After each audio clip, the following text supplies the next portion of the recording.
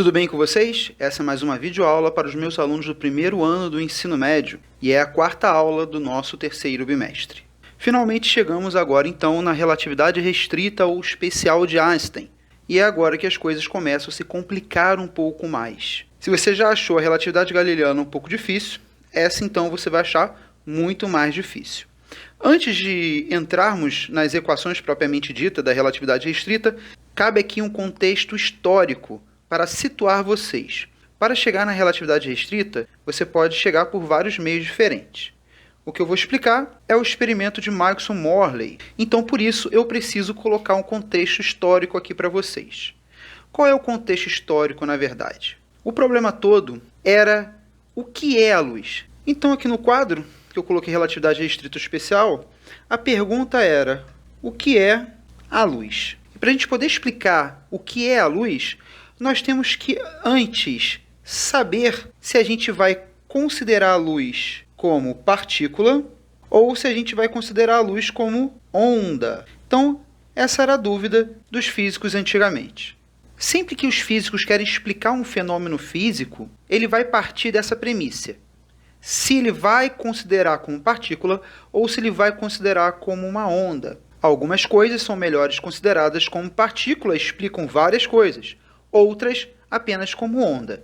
Se vocês quiserem, mesmo sendo do primeiro ano, vocês podem ver um vídeo que eu coloquei do terceiro ano, que eu explico um pouquinho melhor sobre isso no vídeo O que é onda. Vou deixar no card linkado aqui para vocês depois clicarem lá se vocês quiserem, que eu explico um pouquinho melhor sobre isso.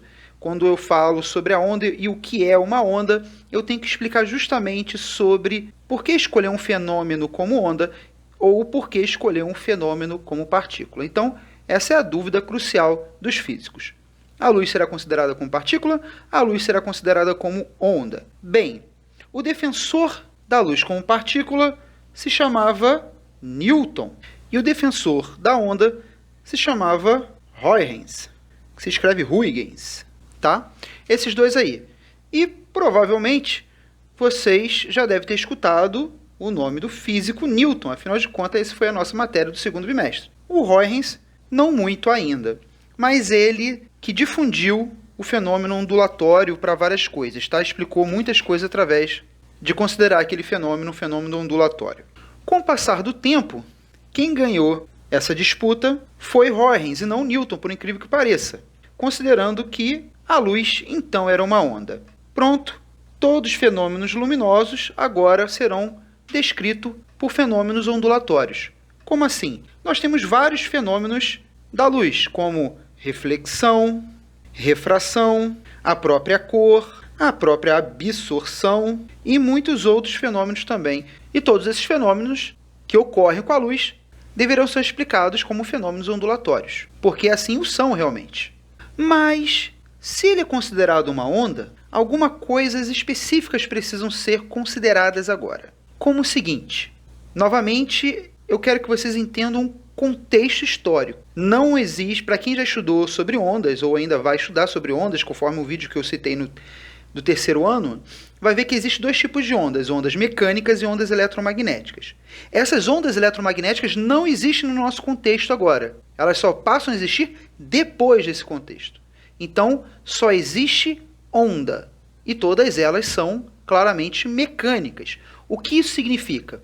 É que toda onda, para ser onda, tem que ser a deformação de um meio. Essa é a definição de onda para a época, nesse contexto que nós estamos estudando. A deformação de um meio. E essa deformação, ela não fica parada. Ela se propaga por todo o meio. Então, a onda é uma deformação de um meio. E essa deformação não fica estática. Ela se propaga por todo aquele meio. Como assim? Vamos explicar então, para vocês entenderem, uma pedra quando é jogada no lago. Quando você pega uma pedra e joga na água do lago, você vai perturbar, você vai deformar aquele meio. Que meio é? A própria água do lago.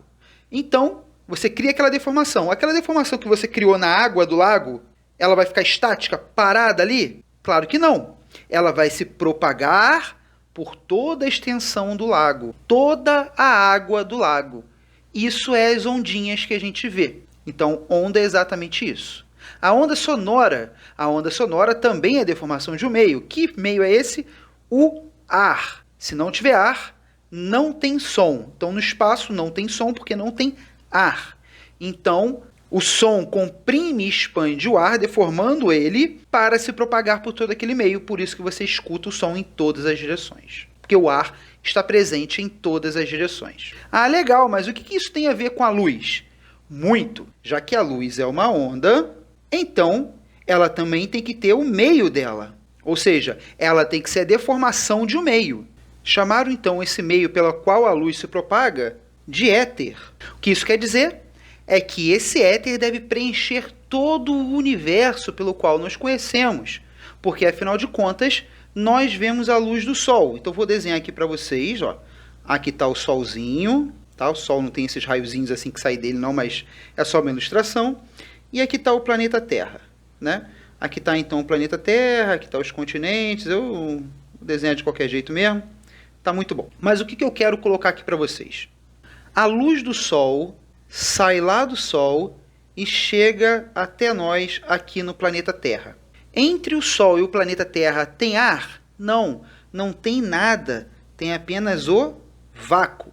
Então, o som, por exemplo, não pode se propagar no vácuo, não se propaga no espaço. Mas a luz se propaga. Por que eu sei disso e porque você sabe disso? Porque você enxerga o Sol. Se você enxerga o Sol, você está enxergando a luz que saiu do Sol. E como que você está enxergando a luz, então a luz se propaga no vácuo. Não é o ar o meio pelo qual a luz se propaga. E o vácuo não é matéria. Então, por isso que para os físicos da época, é como se todo o espaço, colocar aqui em verde, assim, riscando tudo, é como se todo o espaço fosse preenchido por esse éter. Então, a luz poderia caminhar, então, do Sol até o planeta Terra. E é agora que surge o maior problema. Qual é o problema, afinal de contas? Cadê o éter? Vamos procurar esse éter, então.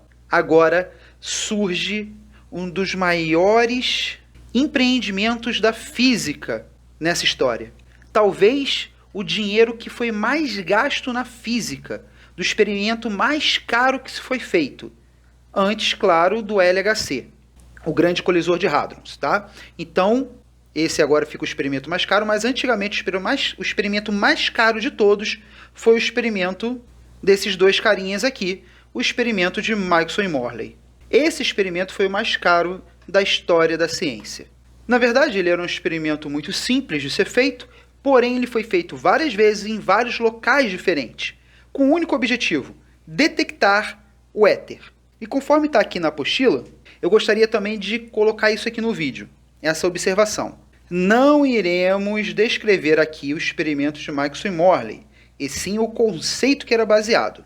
Então, no que eles se baseavam para poder descobrir o éter, achar o éter definitivamente? Era o seguinte: o éter preenche todo o universo e a Terra caminha pelo éter. Então, se a luz também caminha pelo éter, se você lança um pulso de luz, conforme a gente pode ver aqui, de um ponto do planeta até outro ponto do planeta, no sentido de translação da Terra, junto com o éter, você vai ter uma velocidade relativa para a luz.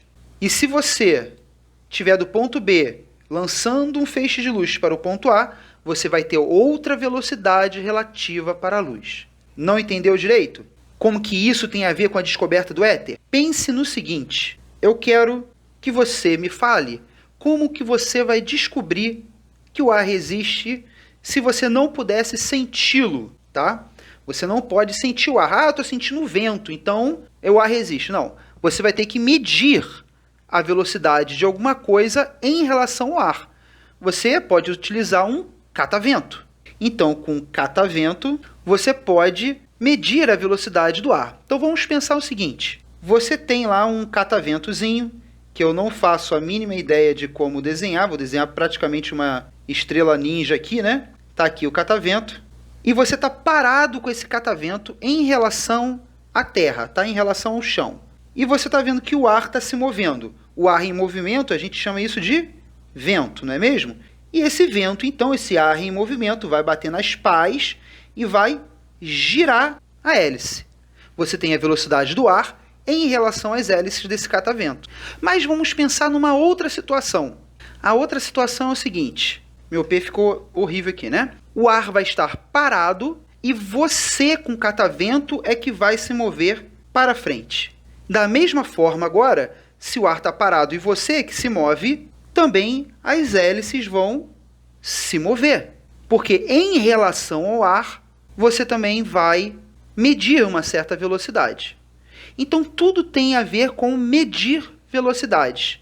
Isso também poderia funcionar se você medisse uma velocidade a favor do vento ou contra o vento. Você iria medir velocidades relativas diferentes para o ar, comprovando então que o ar existe. Afinal de contas, você tem medidas do ar. Então, é a mesma coisa para o éter. Você quer medir que o éter existe. Então, você vai medir a velocidade do éter. Você vai medir a velocidade da luz, que é a deformação do éter, de um ponto A até um ponto B do planeta Terra, no sentido de translação, ou seja, no sentido do vento, e depois contrário a esse vento. Se você tem essa diferença de velocidade, você constata então que tem o éter ali, porque está dando uma diferença na velocidade, e é apenas isso.